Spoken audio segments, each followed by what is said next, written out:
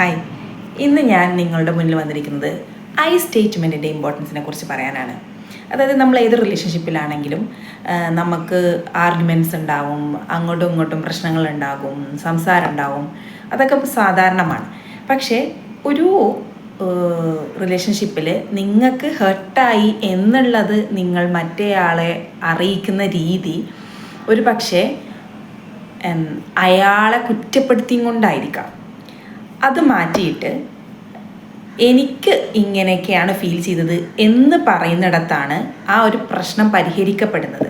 അതായത് നിങ്ങളൊരു relationship fix ചെയ്യാനാണ് ഉദ്ദേശിക്കുന്നത് എങ്കിൽ അതിൽ നിങ്ങൾ തീർച്ചയായിട്ടും സംസാരിക്കേണ്ട രീതി എന്ന് പറയുന്നതാണ് ഈ പറയുന്ന പവർ ഓഫ് ഐ സ്റ്റേറ്റ്മെൻറ്റ് എന്ന് പറയുന്നത്.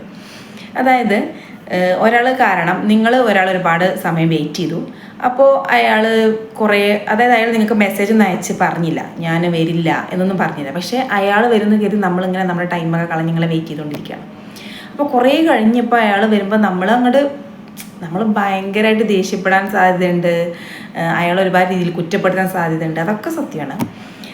പക്ഷേ അപ്പം നമ്മൾ ഒന്ന് പോസ് ചെയ്തിട്ട് ഇങ്ങനെ പറയാം, അതായത് ഞാൻ എത്ര സമയമായെന്നറിയോ നിനക്ക് വേണ്ടി വെയിറ്റ് ചെയ്യുന്നു, എന്നിട്ട് ഞാൻ ഇന്ന് പ്ലാൻ ചെയ്ത ഒരുപാട് കാര്യങ്ങൾ അത് കാരണം മിസ്സായി, എനിക്ക് ഭയങ്കര വിഷമായി, ഇനി അടുത്ത തവണ ഇങ്ങനെ ആയാൽ ഞാൻ ഈ പരിപാടിക്കില്ല. ഇങ്ങനെ പറയാം. അതായത് എനിക്ക് സംഭവിച്ചു, എനിക്ക് വേദനിച്ചു, എനിക്ക് ഇങ്ങനെയാണ് ഫീൽ ചെയ്തത്, ഈ കാര്യങ്ങൾ പറയാൻ ശ്രമിക്കുമ്പോൾ അവിടെ ഒരു എന്താ പറയുക, നമുക്ക് സംഭവിച്ച ആ ഒരു വേദന നമുക്കവിടെ പറയാൻ പറ്റുന്നുണ്ട്.